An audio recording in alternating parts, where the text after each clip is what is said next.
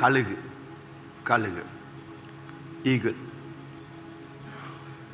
உலக மிருகங்கள் என்று சொன்னால், விலங்குகள் என்று சொன்னால் அது 2 பகுதியாக பிரிக்கலாம்.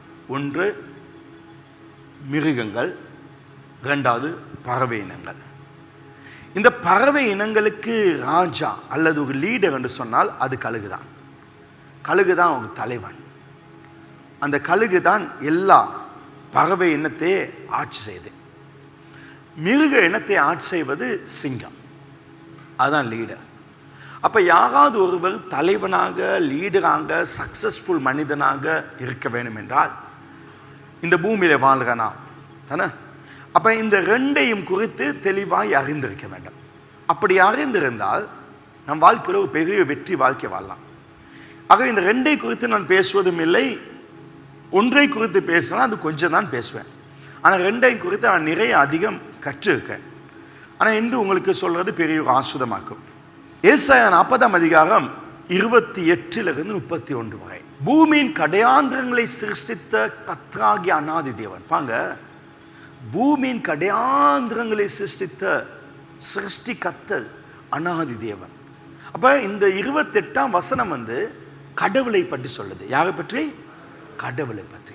கடவுள் என்றால் அவர் எல்லாம் வல்ல இறைவன், அவர் எல்லாம் படைத்தவர். அப்ப எல்லா வல்ல இறைவன் கடவுள் பெரியவர், உன்னதமானவர். அவரை பத்தி எல்லாம் கவனிங்க. அந்த கடவுள் சோர்ந்து போவதில்லை. கடவுள் சோர்ந்து போவாரா? ஏதாவது பிரச்சனைகளுக்கு முகம் கொடுத்து கடைசியில் சோர்ந்து போவாரா? கடவுள் சோர்ந்து போக மாட்டார்.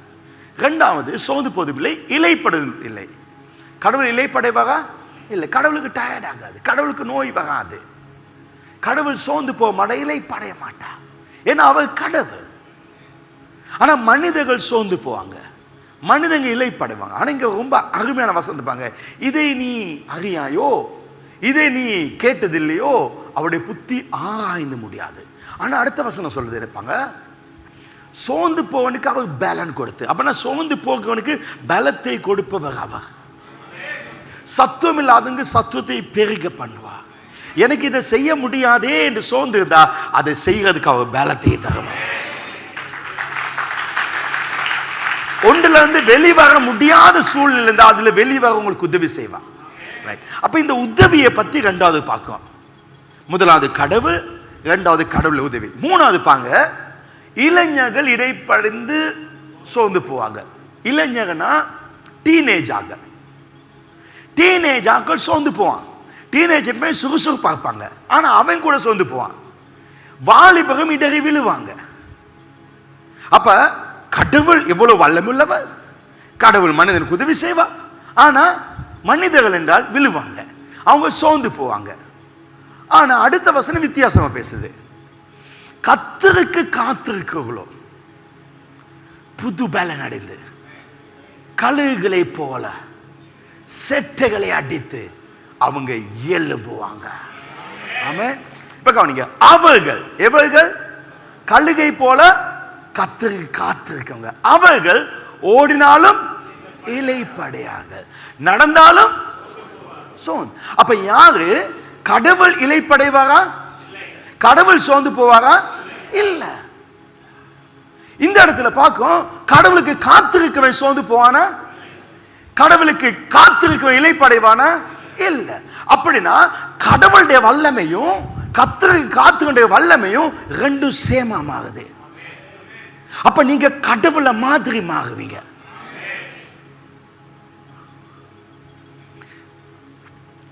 ஒரு அப்பாவுக்கு ஒரு புள்ள பிறக்குது. அந்த புள்ள அப்பாவிட எதிலும் குறைவா இருக்காது. அதே விதமான கடவுள். உலக மனிதர்கள் விழலாம், சோர்ந்து போலாம், நாம சோர்ந்து போக மாட்டோம். நாம கடவுளை மாதிரி இருப்போம். 2000 வருஷத்துக்கு முதல் ஒரு வெங்காயத்தை அல்லது ஒரு பச்சை கொச்சிக்காய் எடுத்து 2000 வருஷத்துக்கு பிறகு இப்போ ஒரு பச்சை கொச்சிக்காய் இல்ல ஒரு வெங்காயத்தை எடுத்து கடிச்சு பார்த்தா 2 காரமும் அதே மாதிரி தாக்கும். எத்தனை வருஷத்துக்கு முதல் கர்த்தர் அந்த ஆதாமை படைத்திருந்தாலும் அந்த தேவனுடைய சுவாசம் நமக்குள்ள அதே சுவாசம் இருக்கு. எனவே அதே பலன் நமக்குள்ள இருக்கும். ஆமென். அப்ப இந்த 30ஆம் வசனம் சொல்லுது, இப்படிப்பட்ட பலன் இப்படிப்பட்ட இலைப்படையாத பலன், சோர்ந்து போகாமல் இருக்க பலன் கர்த்தர் கொடுக்க விரும்ப. அப்ப கர்த்தருக்கு காத்திருக்கள் புது பலன் அடைந்து செட்டைகளை கழுகுகளை இப்ப செட்டை எடுத்து அவங்க ஓடினாலும் அவங்க நடந்தாலும் சோர்ந்து போக மாட்டாங்க. அப்ப நான் கடவுளை மாதிரி மாற வேண்டும் என்றால், கடவுளுடைய அதே பவர் எனக்கு இருக்க வேணும்னா நான் என்ன செய்யணும்? கடவுளுக்கு காத்திருக்க வேண்டும். கழுகை போல, அங்க கழுகை போல ஒரு வேர்டுக்கு காத்திருத்தல். காத்திருத்தல் என்றால் என்ன? நான் உங்களுக்காக இந்த இடத்துல பார்த்து கொண்டே இருந்தேன், அதுக்கு பேர் காத்திருத்தல். அதாவது ஒரு இடத்துல இன்னும் ஒரு நபருக்காக டைம் ஸ்பெண்ட் பண்ணுவது காத்திருத்தல். அப்ப கடவுள் சொல்றாரு, நீ எனக்காக உன் டைமை ஸ்பெண்ட் பண்ணா உனக்கு புது பலன் வரும், நீ எலும்ப ஆரம்பிப்பாய். ஆமே. அப்ப நாம கடவுளுக்கு காத்து இருக்கிறோமா? அது ரொம்ப முக்கியம், ரொம்ப முக்கியம். அப்ப பைபிள்ல பார்க்கிறோம், அப்போஸ்தலர் 1 அதிகாரம் 3 வசனம். இயேசு பாடுபட்டார், சிலுவையில் மரித்தார், 40 அவர் 3 நாள் உயிரோடு எழுந்தார். நினைச்சுக்கோங்க, இந்த இடத்துல உயிரோடு எழுந்தார். Easter Sunday. ஈஸ்டர் சண்டேல 40 நாட்கள் இயேசு சீசர்களோடு இருந்தார், பேசினார், அற்புதம் செஞ்சார், அதிசயம் செய்தார், தேவனுடைய ராஜ்யத்தை குறித்து பேசினார், அவர் தன்னை காண்பித்தார். அடுத்த வசனம் சொல்லுது, அன்றையும் அவர்கள் கூடியிருக்கும் போது அவர் அவர்களை நோக்கி, யோவான் ஜலத்தினால் ஞானஸ்நானம் கொடுத்தார், நீங்கள் சில நாளைக்குள்ளே, சொல்லுங்க, சில நாளைக்குள்ள, கொஞ்ச நாளுக்குள்ள. எத்தனை நாள்? கொஞ்ச நாள். எத்தனை நாள்? 40ஆம் நாள் சொல்றாரு. அப்ப சில நாளைக்குள்ளே அப்படின்னா 10 நாள்ல, சில நாளைக்குள்ளே பரிசுத்த ஆவியினால் ஞானஸ்நானம், அந்த பலத்தை பெறுவீங்க. அப்போ உனக்கு 10 நாள் டைம் தாரேன், நீ என்ன செய்? அடுத்த வசனம், ஆகையால் நீங்கள் எருசலேமை விட்டு போகாமல். எருசலேம் என்றால் என்ன? தேவனுடைய சபை. தேவ சபை என்றால் என்ன? தேவனுடைய பிரசன்னம். தேவ பிரசன்னத்தை விடாத. அந்த 10 நாள் எருசலேம்ல ஏறு, அந்த மேல் மாடியில் ஏறு, அந்த 10 நாள் காத்து விட்டு போகாம என்னிடத்தில் கேள்விப்பட்ட பிதான் வாக்கு தத்தம் நிறைவேற காத்திருங்கள். 10 நாள் நான் அந்த பலத்தை தருவேன், அந்த தேவனை போல பலன். எப்படி இயேசு நடந்து சொன்னாரோ நடந்தானோ அதே மாதிரி நீ நட சொல்வாய், நடப்பான். கடவுள் அதே பவர் உனக்கு வரப்போகுது. எப்படி அவர் உயிரடைய செய்தாரோ அதே மாதிரி நீ உயிரடைய செய்வாய். கடவுள் சொல்ல, நீ எனக்கு என்னை விட நீ பெரிய காரியத்தை செய்வாய். அந்த அளவு ஒரு வல்லமை கிடைக்கும் கடவுளுக்கு நாம் காத்திருக்கும் பொழுது. இந்த ஆராதனையிலே கர்த்தர் அந்த மாற்றத்தை கொடுக்க போகிறார். எத்தனை பேர் நம்புறீங்க? ஒரு பவர் வரப்போகுது, ஒரு பவர் வரப்போகுது. இந்த நிகழ்ச்சியை பார்க்க உங்களை பார்த்து சொல்ல, கர்த்தருடைய வல்லமை உங்களுக்கு வரப்போகுது. தேவனோட வல்லமை தரப்புறார். எருசலேம்ல காத்திருங்க, காத்திரு, உட்கார்ந்து. இப்ப ஆண்டவர் காத்திருன்னு சொல்றார். அந்த வசனம் காத்திருங்கள் என்று கட்டளையிட. காத்திருங்கள் என்றால் ஒரு ஆளுக்காக டைமை ஸ்பெண்ட் பண்ணுவது, அவரோடு இருப்பது. நான் ஒவ்வொரு வெள்ளியும் உபவாசம் இருப்பேன். நான் சில உற்சாகத்துக்காக சொல்கிறேன். ஆனால் நான் தண்ணி குடிப்பேன். நேற்று ராத்திரிக்கு யோசித்தேன், நான் தண்ணியே குடிக்கக்கூடாது, தண்ணியும் விழுங்கவே கூடாது, உபவாசமாக ஜெபிக்கணும். அடுத்த ஃபர்ஸ்ட் சர்வீஸ் முடிஞ்சோடனே சாப்பிட்டுவேன். ஆனால் அதுவும் வேணாம், ஃபுல்லாக சர்வீஸ் எல்லாம் முடியட்டும். ஏன்னா நான் அந்த பவரில் இருக்க வேணும். அப்போ நான் அந்த தீர்மானம், நான் வர 12ஆம் தேதி இயேசு சொன்னாத 40ஆவது நாள்ல, அந்த 40ஆவது நாள் எப்போ வருதுன்னா வர மே மாதம் 12ஆம் தேதி. அந்த 12லேருந்து சரியாக 10 நாள் நான் தீர்மானித்தேன். அந்த 10 நாள் தண்ணி மட்டும் குடித்து 7 நாள் ஃபாஸ்டிங், 3 நாள் தண்ணியே இல்லாமல் ஃபாஸ்டிங். நான் கடவுளுக்காக இருக்கணும். ஆண்டவர் சொல்லாரு, நான் அப்போ அந்த பலத்தை தருவேன். ஒருவேளை நீங்கள் யோசிக்கலாம், பாஸ்டர் நீங்கள் இப்போ சொல்லுறதே நான் செய்யணுமா? நான் அப்படி சொல்லலை. ஆனால் அந்த 10 நாள் என்னோட ஒரு பெரிய கூட்டத்தை எனக்கு பின்னுக்கு நான் வர வைப்பேன். என்னோட அவங்களும் செய்வாங்க, நான் செய்கிறதுக்கு வைப்பேன். ஏன்னா எனக்கு விளங்குது, காட் அதே சேம் பவர் நமக்குள்ள வரப்போகுது. இப்போ நான் காத்திருங்கன்னு சொல்லுது, அதிகாலை எழுந்து நேரப்பட எழும்பி அவருடைய பாதத்தில் 1 மணி நேரம் அது காத்துங்க. இப்படி 10 நாள் காத்துருங்க. அப்ப கழுகை போல எழும்புவீங்க. இப்ப கழுகு எப்படி காத்திருக்கு அப்படி சொல்றது கழுகிட ஒரு 5 குணாதிசயத்தை சொல்றேன். அப்பதான் உங்களுக்கு ஆசை வரும். அது இதை செய்யறனால தான், அந்த காத்திருக்கிறனால தான் இந்த 5 குணாதிசயம். முதலாவது பலனும் அழகும். கழுகு ரொம்ப அழகானது. அது ரொம்ப அழகு. அது ரொம்ப ஸ்ட்ராங். தன்னை விட 5 மடங்கு பாரத்தை சுமக்கும், தூக்கும். 5 மடங்கு. இப்ப நான் கிட்டத்தட்ட ஒரு 78 கிலோ. நான் எத்தனை கிலோ தூக்கலாம்? ஒரு 78 கிலோக்கு குறைய தான் தூக்கலாம் அப்படின்னு நினைச்சுக்கோங்க. ஆனா கழுகு என்ன செய்யும்? என்னைய மாதிரி 5 பேர், அது நானா இப்ப 5 பேரை நான் தூக்குறேன்னு எப்படி இருக்கும்? அந்த அளவுக்கு யாராலும் தூக்க முடியாத தூக்க அந்த கழுகுக்கு முடியும். At balance strong. நான் உங்களுக்கு சொல்றேன், நீங்க கடவுள்கிட்ட காத்திருந்தா உங்க வல்லமை அதிகரிக்க ஆரம்பிக்கும். யாராலும் முடியாது உங்களை எதிர்க்க. நீங்க மற்றவங்களை விட ரொம்ப ஸ்ட்ராங்கா இருப்பீங்க. பலன் உள்ள சர்ச்சா இருக்கும்.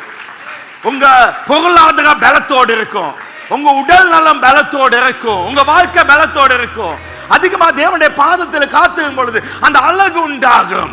அது மட்டும் இல்ல, உங்களுக்கு ஒரு பலத்தை கர்த்தர் கொடுப்பார். நீங்க பலன் அடைய வேண்டும். உங்க பொருளாதாரம் வீக்கா இருக்க முடியாது. உங்க பிசினஸ் வீக்கா இருக்க கூடாது. இந்த சர்ச் வீக்கா இருக்க கூடாது. கடவுளுக்குள்ள கிட்ட காத்திருக்கவங்க பலன் அடைவாங்க. நான் ஜிம்முக்கு போகிறதுல ஜிம்ல இருக்க பவர் எனக்குள்ள வருது. நான் சாப்பாடு மேசைக்கு போய் உட்கார்றதுல சாப்பாடுல இருக்க பவர் எனக்கு வருது. அதே விதமா தான் நான் கடவுளுடைய பாதத்தில் போனேன்னா எனக்கு ஜிம்ட பவர் இல்ல, சாப்பாட்டு பவர் இல்ல, கடவுளுடைய பவர் எனக்குள்ள வருது. அப்ப நீங்க என்ன செய்யணும்? கடவுளை வல்லமையில ஓட வேண்டும். இன்றைக்கு யாருக்கும் இந்த நாட்டில் இருக்க நிலைமையில ஓட முடியாம இருக்காங்க, தோல்வி அடைகிறாங்க. ஆனா கடவுளை பலன் இருந்தா எந்த கவர்மெண்ட் இருந்தாலும் நீங்க பலத்தோடு வாழ முடியும். நீங்க பலன் அடைய வேண்டும். கர்த்தருக்கு காத்துக்கள், அவர்கள் பலன் அடைவார்கள். பரிசுத்த ஆவி உங்களிடத்தில் வரும் பொழுது நீங்கள் பலன் அடைவீங்க, புது பலன் அடைவீங்க. அப்போஸ்தலர் 1:8 சொல்லுது, நீ 10 நாள் காத்திருக்கும் பொழுது ஆண்டவர் சொல்ல, காத்திருந்த பரிசுத்த உங்களிடத்தில் வரும் பொழுது நீங்கள் பலன் அடைவீங்க. ஒரு பலன், ஒரு பவர் வரும், ஒரு பவர். எத்தனை பேர் இந்த 10 நாள் ஃபாஸ்டிங் இருக்க போறீங்களோ? நான் அவங்க எல்லாத்துக்கும் ஒரு சார்ட் கொடுக்க போறேன். என்னென்ன ஜெபிக்கிறது, எப்படி ஜெபிக்கிறது பாயிண்ட்ஸ். பவர். பவர்னு சொன்னா 4 காரியம். அபிஷேகிக்கிற பவர். 2வது அற்புதங்கள் செய்கிற பவர். கை இல்லாதவனுக்கு கை வரணும். கை வேலை செய்யாதவனுக்கு கை வேலை செஞ்சுன்னா அது அற்புதம் இல்லை, அது சுகப்படுத்துகிற 3வது. 4வது தீர்க்கதரிசனம். ரைட்? இது ஸ்பிரிச்சுவல் பவர். அதுக்கு பிறகு நீங்க என்ன ப்ரே பண்ணணும்? உங்க பர்சனுக்கு, அப்போ உங்க ஃபேமிலிக்கு. அதுக்கு பிறகு நீங்க விரும்பியவங்க, உங்களுக்கு ஜெபிக்க சொன்னவங்க, தேசத்துக்கு. நான் சாட் போடுப்பேன். அத்தனை காரியத்தையும் கத்த சொன்ன நீ போடு. இந்த 10 நாள்ல நான் செய்வேன். ஒரு பெரிய ஒரு பலன் வரும். நீங்க பலனா இருப்பீங்க. காகத்துக்கு முடியாது தன்னுடைய அளவு பாகத்தை தூக்க. ஒரு புறாவுக்கு முடியாது தன்னுடைய அளவு பாகத்தை தூக்க. ஆனா நான் சொல்றேன், நீங்க கடவுளுக்கு காத்திருந்தா எந்த சர்ச் தூக்காத அளவு பாகத்தை இந்த சர்ச் தூக்கும். இன்றைக்கு சில தன்னுடைய செலவை பார்க்கறதுக்கே தனக்கு பலன் இல்லாமக்கா. ஆனா நீங்க ஒரு ஆள் 5 குடும்பத்தை பார்க்குற அளவுக்கு கர்த்தர் பலத்தை தருவாங்க. அந்த பலன் கழுகைக்கே அப்படி பலன்டால் கர்த்தருக்கு காத்திருக்கவங்களுக்கு எத்தனை பெரிய பலத்தை அவர் கொடுப்பாங்க. நம்பர் 2 முதலாவது பலன். 2வது கர்த்தர் காத்திருந்தா இந்த கழுகு கிட்டத்தட்ட 20,000 அடிக்கு மேல பறக்கும். 5 கிலோமீட்டர் 6 கிலோமீட்டர் மேல அது பறக்கும். இந்த பறவை, இந்த கழுகு மேல பறக்கிறதுல அந்த அதி உன்னதத்தில் ஏதாவது ஒரு பறவையை கண்டால் அது நிச்சயம் காகமா இருக்காது, புறாவா இருக்காது. அது இன்னொரு கழுகா தான் இருக்கும். ஏன்னா அந்த கழுகுக்கு மட்டும்தான் அவ்வளவு மேல பறக்க முடியும். நீங்க கடவுளுக்கு காத்திருந்தா யாராலும் பறக்க முடியாத உயரத்துக்கு கர்த்தர் உங்களை கொண்டு போவாங்க. யாரும் போகாத அளவு, யாருமே பிடிக்காத அளவு, யாருமே தொடாத அளவுக்கு கர்த்தர் உங்களை கொண்டு போவார். உங்களை பொருளாதாரம் உயரும், உங்கள் சுகம் உயரும், உங்களுடைய ஆவிக்குரிய வாழ்க்கை உயரும். நீங்க அது உன்னத வாழ்க்கை வாழ்வீங்க. நீங்க கடவுளுக்குள்ள வாழும்போது உன்னதமான வாழ்க்கை யாரும் நினைச்சு பார்க்க முடியாது. நீங்க சும்மா வெட்டி கடை போட கடவுள் உங்களை அழைக்கவில்லை. உங்களை கொண்டு கர்த்தர் பெரிய பெரிய ஷாப்பிங் மால்களை போடுவாரு. கர்த்தர் உங்களை கொண்டு பெரிய அளவுல நீங்க ரொம்ப சீக்கிரத்துல மேல வருவீங்க. ஆமென். ஆக்கள் கேட்பாங்க, எப்படி நீ இவ்வளவு சீக்கிரம் மேல வந்தா? காகம் எத்தனோ தாங்க அடிச்சு அடிச்சு அடிச்சு தான் கஷ்டப்பட்டு மேல வரணும், அதுவும் அவ்வளவு மேல போகாது. ஆனா கழுகு ஒரு முறை அடிச்சா போதும், அது மேல வந்துடும். ஒரு காரியத்தை செஞ்சா போதும். கடவுளுக்கு காத்துருங்க, கடவுளுக்கு காத்துங்க. நான் ஸ்கூல்ல காத்திருக்க, நான் ஸ்கூல்ல படிச்சுக்கேன். நான் படிக்க படிக்க என் மூளை வளர்ந்துச்சு. ஆனா அது என்ன உயர்த்தல. என்ன உயர்த்தியது ஆண்டவருடைய சமூகம் தான். அவருடைய சமூகம் தான் ரொம்ப வல்லமையானது. கழுகு எல்லா பறவை விட மேல இருக்கும். உங்க சொந்தத்துல பந்தம், சொந்தம், உறவு, உங்க குடும்பத்தை விட நீங்க மேல இருப்பீங்க. மூணாவது, அதன் பார்வை. கழுகுக்கு பார்வை, அதோட பார்வை எல்லா பறவை விட அதிகூர்மையான பார்வை. மிக தூரத்திலிருந்து பார்க்கக்கூடியது. மனித பார்வை விட 5 மடங்கு அதிகம் பார்வை. சில கழுகுலாம் பார்த்துக்கோ, மலை உச்சியில் இருக்கும், கடல்ல எங்கோ ஆழத்தில் மீன் இருக்கும். அது அப்படி பார்த்து உள்ள போயிட்டு அதை சரியா எடுக்கும். அடுத்து ஏதோ காட்டுக்குள்ள மரத்துக்குள்ள எங்கேயும் இருக்கும், அது சரியா போய் பிடிக்கும். அதோட பார்வை யாரும் பார்க்காத அளவு பார்க்கும். நீங்க கடவுளோடு இருந்தா யாருக்கும் தெரியாதவைகள், யாரும் காணாதவைகளை கர்த்தர் உங்களுக்கு காண்பிப்பாங்க. நிறைய பேர் கேட்பாங்க, உங்களுக்கு மட்டும் எப்படி இது கிடைச்சு, நீங்க உங்களுக்கு மட்டும் எப்படி இந்த ஐடியா வந்துச்சு, நீங்க மட்டும் இது எப்படி கண்டுபிடிச்சீங்கன்னு கேட்பாங்க. யாரும் பார்க்காததை கர்த்தர் உங்களை பார்க்க வைப்பாங்க. யாரும் காணாத மனிதர்களை கர்த்தர் காண வைப்பாங்க. பக்கத்துல தான் இருந்துக்கும் ஒரு பிசினஸ், எல்லாரும் அந்த பிசினஸ் கிட்ட வந்து தான் போனாங்க. ஆனா அது யாரையும் பார்க்கல. ஆனா கர்த்தர் நம்மை பார்க்க வைக்காங்க. எங்கேயோ தூரம் யாரோ ஒரு மனிதன் இருக்கா, அவனோட கர்த்தர் நம்மை கனெக்ட் பண்றாரு, அவனோட கர்த்தர் நம்மை சேர்க்கிறாரு. யாருக்கும் கிடைக்காத ஐடியாஸ் நமக்கு கிடைக்குது. யாரும் பார்க்காத விதமா நாங்க பார்த்து அது சரியா எடுக்கிறோம். நம்பர் 4, வேகம். ஆப்பிரிக்கால இருக்க ஒரு கழுகு, அந்த கழுகின் பேர் மறந்துட்டேன், 120 கிலோமீட்டர் வேகத்தில் பார்க்கும். ஆனா மற்ற கழுகெல்லாம் 55 கிலோமீட்டர் ஸ்பீட் 55 ஸ்பீட்ல போகும். அந்த அளவு ஸ்பீட்ல எந்த பறவைக்கும் பறக்க முடியாது, அவ்வளவு வேகமா பறக்கும். ஆனா இந்த கழுகு காலநிலைகள் மோசமாகும் பொழுது, சூழ்நிலை மோசமாகி மழை புயல் அடிக்கிற நேரத்தில் அது செட்டி அடிச்சு அது பறக்க ஆரம்பிக்கும். என்ன செய்யணும்னா, புயல்களும் காற்றும் வேகமா இருக்கும் பொழுது எல்லா மிருகங்களும் ஒரு கூரையை தேடி போகும். ஆனா அது எதிரே போக ஆரம்பிக்கும். 55 கிலோமீட்டர் அது டபுளா மாறி 110 மாறும். அது ஸ்பீட் வேகமா மாறும். நான் சொல்றேன், கடவுளுக்கு காத்திருக்கவன் பிரச்சனையான நேரங்களில் அவன் அதை விட வேகமாய் செயல்படுவான். ஹல்லேலூயா. நாம சொல்ல முடியாது இது பிரச்சனையின் காலம், இது உபத்திரவ காலம். ஆமே. எனக்கு எப்ப பிரச்சனை வந்துச்சு, எப்ப என்னைய பத்தி கேவலமா பேசினேன், எப்ப என்னை அவமானப்படுத்தினாங்க, எப்ப என்னைய பத்தி ஃபேஸ்புக்ல போட்டாலோ அப்பதான் நான் போஸ்டர் நிறைய அடிச்சேன், நான் அப்பதான் பேனர் நிறைய போட்டேன். அப்பதான் பாஸ்டர்மா சொன்னாங்க, இவனுக்கு ஏதாவது எதிராக செஞ்சா இவன் அதை விட பெருசா செஞ்சுக்குவான். அதுதான் கிறிஸ்டியன். நாம சோர்ந்து போகிறவங்கல்ல, பிரச்சனை வருதுன்னு பின்வாங்கவங்கல்ல, நாங்க ஸ்லோ ஆகுறவங்க இல்ல, நாங்க பிரச்சனை மத்தியில் இன்னும் வேகமாய் செயல்பட வேண்டியவங்க. ஆமென். நாங்க இன்னும் வேகமாய் செயல்படணும். சூழ்நிலை மோசமாக இருந்தாலும், காலநிலை மோசமாக இருந்தாலும் இங்க வேகம் அதிகரிக்க வேண்டும். எனக்கு ஒரு பிரச்சனை வந்துச்சுன்னு அடுத்த கிழமை நான் சோர்ந்து போகவில்லை. அந்த பிரச்சனை வந்த பிறகு நான் இன்னும் என்னை பலப்படுத்தி நான் அதை விட டபுளா செயல்பட விரும்புவேன். அப்படிப்பட்ட வல்லமை யாருக்கும் கிடைக்காது. அது கிடைக்கும் ஆண்டவர் காத்திருக்கவங்களுக்கு மட்டும்தான். நம்பர் 5, கடைசி. கழுகு எப்பயும் தனிமையா தான் பார்க்கும். காங்கங்களை மாதிரி கூட்டமா பறக்காது, புறாவை மாதிரி கூட்டமா பறக்காது. கழுகும் அப்படிதான், சிங்கம் அப்படிதான். அது தனிமையா தான் பார்க்கும். நீங்க முழு வானத்தையும் பார்த்தா ஒரே ஒரு ஒத்த கழுகு மேல பார்க்கும், அவ்வளவு தூரத்துக்கு போயிட்டு. அது பக்கத்தில் 2-3 கழுகுகளை பார்த்து ரொம்ப தூரம் போகிறேன் தனியை தானே நீனு வான்னு சொல்லாது, அது தனியை வேட்டையாடும். நான் சொல்கிறேன், கடவுளை காத்துக்கவனுக்கு இன்னொருத்தண்ட சப்போர்ட் தேவைப்படாது. உங்களுக்கு கடவுளை ஒரு பலத்தை கொடுப்பாரு, நீங்கள் தனியை ஜெயிப்பீங்க.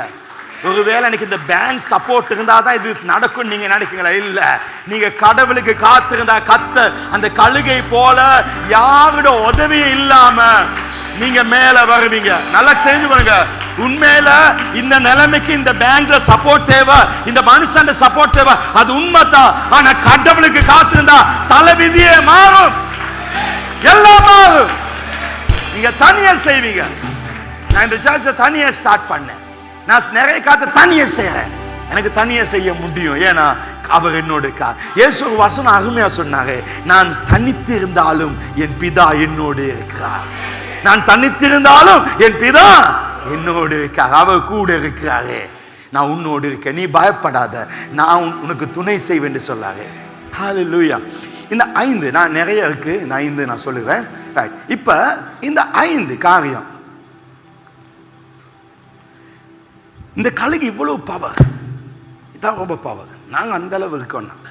ஒரு கழுகுட வயசு காலம் வந்து 40 வருஷம். 40 வருஷத்தோடு அது ஆயுள் காலம் முடிச்சிடும். 40 வயதாகும் பொழுது நிறைய மிருகங்களை சாப்பிட்டு சாப்பிட்டு சாப்பிட்டு அது கொழுத்து போயிருக்கும். ஒரு பழமொழி இருக்கு, உண்ட பெருந்தேண்டி உயர பறக்க விடாதுன்னு என்னதோ இருக்கு. அப்போ அதுக்கு பறக்க இப்போ முடியாது, ஏன்னா அது இறகுகள்லாம் ரொம்ப பெருசாகி கனமாக மாறும். விரல் எல்லாம் ரொம்ப கனமாக பெருசாக அப்படி விரல்லாம் வந்துடும். உடல்ல பலனே குறைஞ்சி போயிடும், அது பலன் இல்லாமல் போகும். அது மட்டும் இல்லை, அதுக்கு மேலே பார்க்க ரொம்ப முடியாது இப்போ, ஏன்னா அது சிறகெல்லாம் இறகுகள்லாம் ரொம்ப மொத்தமாக வந்துடும், ரொம்ப அசிங்கமாக்கும் பார்க்க. இப்போ அந்த கழுகை பார்த்தா ரொம்ப அசிங்கம், ஏன்னா 40 வயசாகுனா அது லைஃப் முடிய போகுது, ரொம்ப அசிங்கமாக வந்துடும். அந்த கழுகுக்கு மேலே பறக்க இல்லாதனால காகங்கள் கூட விரட்டும். அந்த காகத்துக்கிட்ட இருந்து தன்னை காப்பாற்றி கொள்ள கூட அதுக்கு முடியாது. உலகத்தில் குதிரை நின்று கொண்டு தூங்கும், அதே மாதிரி பறவையில கழுகு தான் நின்று கொண்டு தூங்கும். ஏன்னா அது நெகத்தில் அந்த கூர்ம ஷாப்புக்கு தானே, அதில் லொக்காய்க்குள்ளும் கொப்பை அப்படியே தூங்கும். இப்போ அதுக்கு லொக்காக்க முடியாது, ஏன்னா எல்லாம் மொத்தமாக வந்து சிறகெல்லாம் மொத்தம், சொண்டெல்லாம் பெருசு.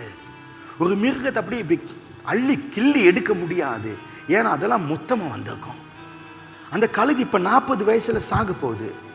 அதோட மரணத்தின் விதி வந்துட்டு, அது மரணத்தின் தலை விதியை அது மாற்ற வேணும்னு நினைக்கும்.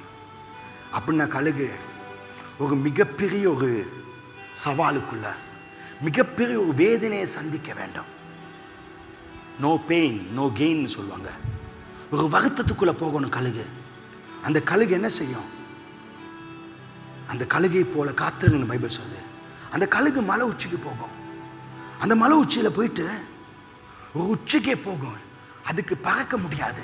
அது நடந்து நடந்து நடந்து அந்த மலை உச்சியில் போயிட்டு தன்னுடைய சொண்டை எடுத்து அந்த எல்லா இறகுகளையும், மொத்த இறகு முந்தி அப்படி அழகாக இருக்கும், எல்லாத்தையும் கலட்டும்.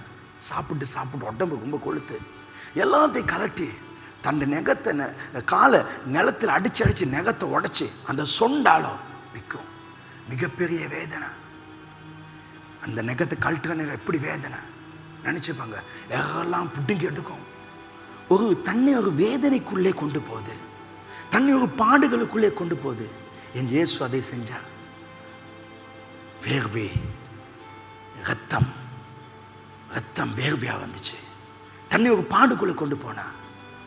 கொஞ்ச கால பாடுகள் அதிகமான மகிமையை கொண்டு வரும். அந்த இறகுகளை அது கலட்டுற நேரம் எல்லா இடமும் உடம்புல ரத்தங்கள் வெளிவரும். கடைசியில் தன் நெகத்தை நிலத்தில் அடித்து பிச்சும். மிச்சம் இப்போ சொண்டு மட்டும் இருக்கும். அந்த சொண்டு எடுத்து நிலத்தில் அடிக்கும், சொண்டு கலண்டு விடும். இப்போ இறைச்சி மட்டும்தான் இருக்கும். அது 150 நாள். எத்தனை நாள்? 150 நாள் அந்த மலையில் அந்த வெயில் படக்கும், தண்ணி இல்லை, சாப்பாடு இல்லை, உடம்பு அப்படியே சுருங்கி சுருங்கி சுருங்கி அது எண்ணெல்லாம் ஃபெட்டெல்லாம் பேர்ன் ஆகி அது சதை ஒரு புராண சத மாதிரி வரும். அந்த நேரத்தில் புதிய சேர்கள் ஆரம்பிக்கும். அட சூரியன் பட புதிய சேர்கள். யார் அந்த சூரியன்? அவர் தான் இயேசு. அவருடைய வெளிச்சம் படவணும், அவருடைய பிரசனம் படவணும். அது மலை உச்சிக்கு மேலே நிற்கும். எப்படி சீசர்கள் மேல் மாடியில் இருந்தாங்களோ, தேவ பிரசனத்தில் இருந்தாங்களோ, இயேசு மோசே பாசோட மலை உச்சிக்கு வா, ஏன் சமூகத்துக்கு வான்னு, அந்த சமூகத்தில் அந்த கல்லுக்கு இறக்கும். மறுபடியும் புதிய சேர்கள், புதிய இறைகள் வரும், புதிய நகங்கள் வரும், கூர்மையான நகங்கள், புதிய சொண்டு வரும். இப்போ 40 வயசு கழுகு 30 வருஷம் பின்னுக்கு போகும். இப்போ அதுக்கு வயசு 10 வயசு.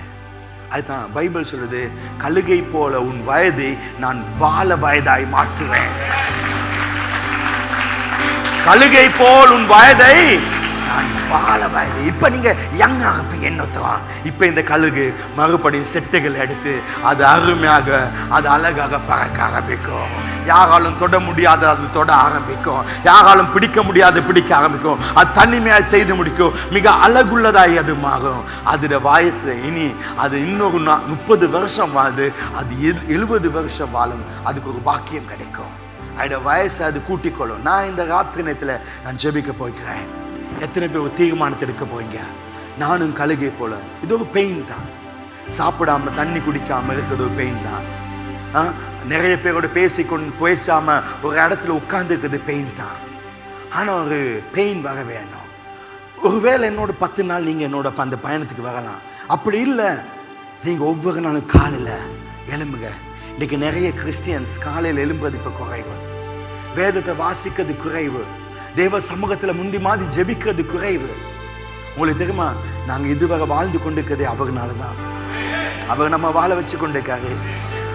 இப்போ நாங்கள் ஜெபிச்ச ஜெபத்துக்கு தான் இன்றைக்கு நாங்கள் இந்த நிலைமையில் இருக்கோம். இன்னைக்கு நல்லா இருக்க காரணம் இப்போ நாங்கள் ஜெபம் பண்ணதுதான். ஆனால் இன்றைக்கு நாங்கள் ஜெபம் பண்ண இனிமேல இன்னும் நல்லா இருப்போம், இன்னும் வல்லமையாக இருப்போம், இன்னும் பலமாக இருப்போம். இந்த சபைக்கு நான் சொல்ல விரும்புகிறேன், உங்கள் வாழ்க்கையை மாற்றுங்க, உங்கள் தலைவிதியை மாற்றுங்க, உங்கள் டைம் டேபிளை மாற்றுங்க. நாளை காலையில் சூரியன் உதிக்க முதல்ல கரம் நீட்டி அப்பா பிதாவைன்னு கூப்பிடுங்க. நீங்கள் கடவுளை மாதிரி மாறுவீங்க. நான் மறுபடி சொல்லி, நீங்கள் கடவுளை மாதிரி மாறுவீங்க. கடவுளுக்கு அதே பவர் கத்து உங்களுக்கு கொடுப்பாரு. உங்களை பார்க்குறவங்க கடவுளை நீ பார்ப்பாங்க. எல்லாரும் எழுந்து அந்த கேரளை தட்டு மேம்படுத்துவோம்.